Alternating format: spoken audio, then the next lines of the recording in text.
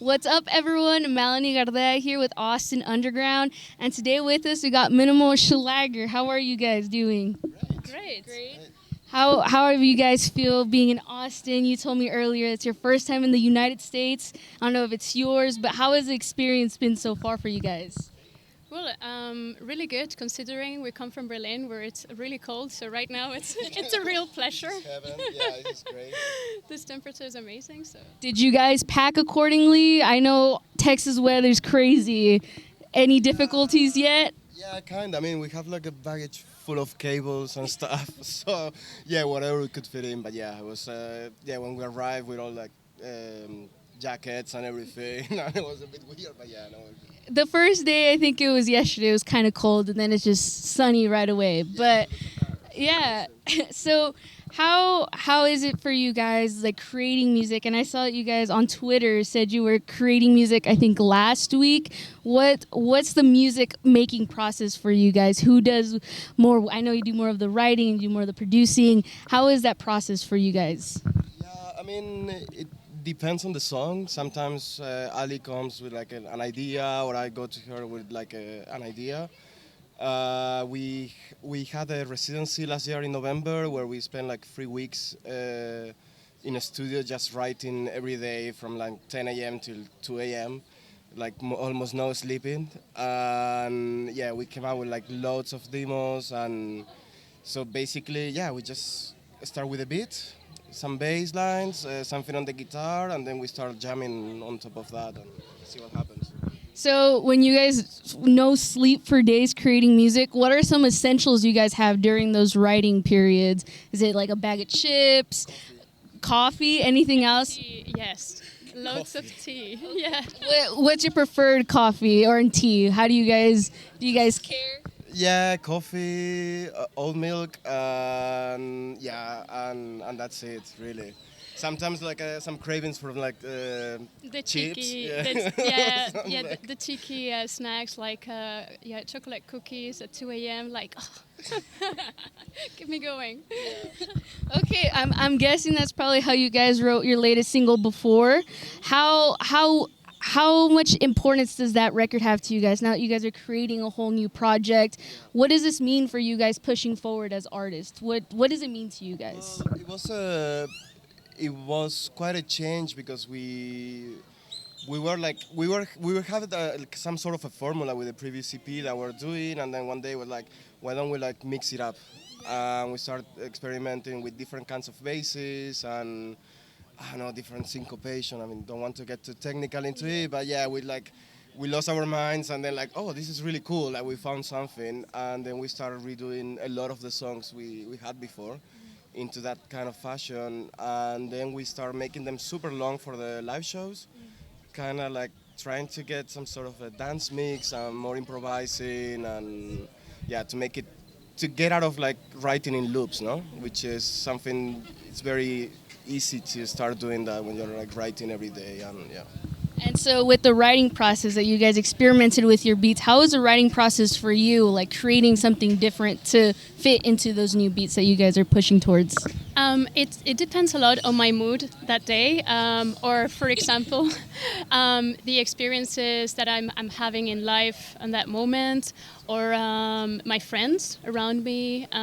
So, for example, if I'm feeling quite cheerful, then I may be more flexible with my experimentation. But if I'm feeling more, I don't want to say like sad, but a bit more introspective, and I just like let the free flow.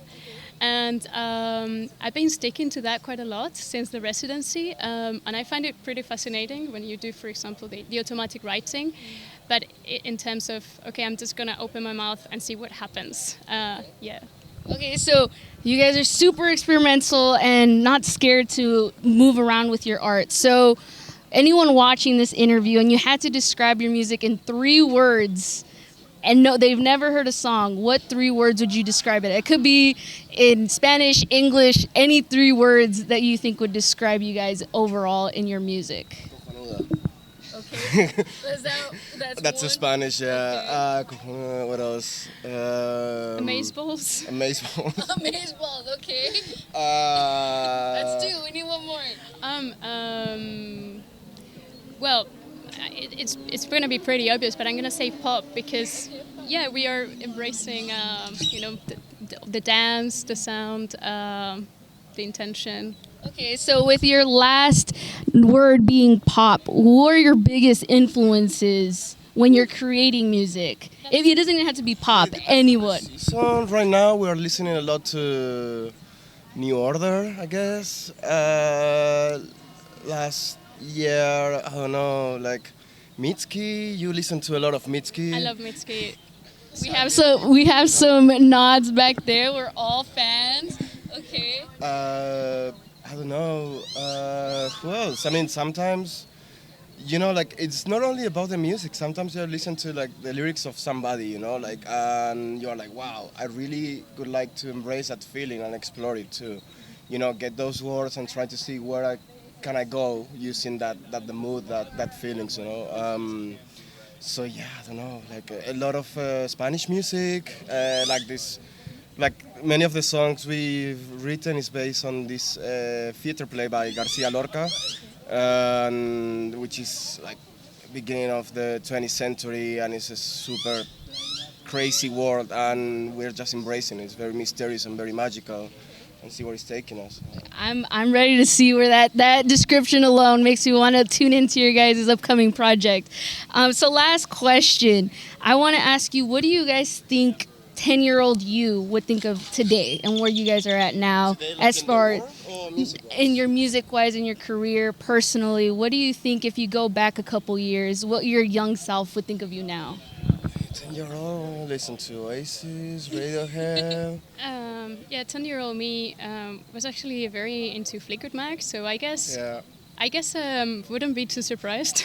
Wouldn't be surprised. Okay. Wouldn't be too surprised. I guess 10-year-old us could dig this music. Yeah, totally. Great music. Yeah, we were all jamming out to it on the car ride over here. Love it. Okay, so last thing, where can we find you? Let us know what's coming up for you guys. Just anything you want to tell whoever's watching, let them know now. The mic is yours.